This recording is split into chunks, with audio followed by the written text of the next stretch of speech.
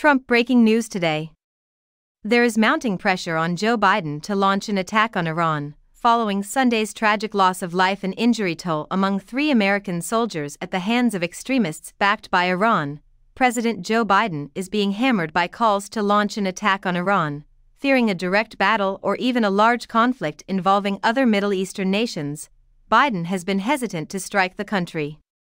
However, after the tragic incident that took American lives, some legislators' patience has worn thin. Reuters reports that since the Israel-Hamas conflict broke out in October, Iranian-backed forces have targeted American troops in the Middle East over 150 times. Attacks on U.S. personnel in Iraq, Syria, Jordan, and Yemen have not resulted in casualties. Tower 22, a remote outpost near the Syrian border, was targeted in a drone strike attack in Jordan on Sunday, changing that. The United States ally Jordan denounced the terrorist attack that occurred within its borders and reported that it was collaborating with the United States to fight terrorism. The vice president made the statement during his Sunday visit to South Carolina. He did not elaborate, but did say that the United States shall respond to the attack. No, it was carried out by extreme Iran-backed militant groups operating in Syria and Iraq, Obama said in a statement distributed by the White House. While we are still gathering the facts of this incident. In his subsequent remarks, he expressed his sorrow for the loss of these warriors in this despicable and wholly unjust attack. Their resolve to combat terrorism will be continued by us, he said. And rest assured, we will bring those guilty to justice when and how we see fit over the weekend. However, his evasive statements infuriated legislators, who held him responsible for creating the tense situation. Reuters stated that even a member of the president's own party publicly voiced her disapproval of his Middle East strategy, urging an end to the conflict between Israel and Hamas. As we can see now, it is spiraling out of control, Democratic Representative Barbara Lee stated.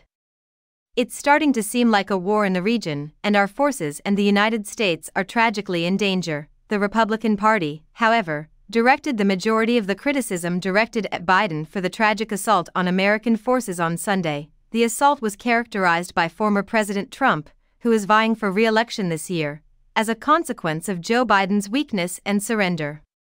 Representative Brian Mast, Republican Florida, used X, formerly Twitter, to say that Biden had neglected to stop 150-plus attacks launched on the American troops since October 7 and, in reference to the incident that happened on Sunday, that Joe Biden and his weakness put Americans in danger. Now that the dust has settled, Republicans seem to be urging that Biden take military action rather than blame him. He left our troops as sitting ducks, stated Republican U.S. Senator Tom Cotton. The only answer to these attacks must be devastating military retaliation against Iran's terrorist forces, both in Iran and across the Middle East. Even the head of the House committee responsible for overseeing the United States military, Republican Mike Rogers, has demanded action against Tehran. He argued that President Biden should finally punish the terrorist Iranian regime and its radical proxies for the atrocities they have committed. The time for tit-for-tat responses with proxies has long passed, Republican Senator Pete Ricketts wrote on X.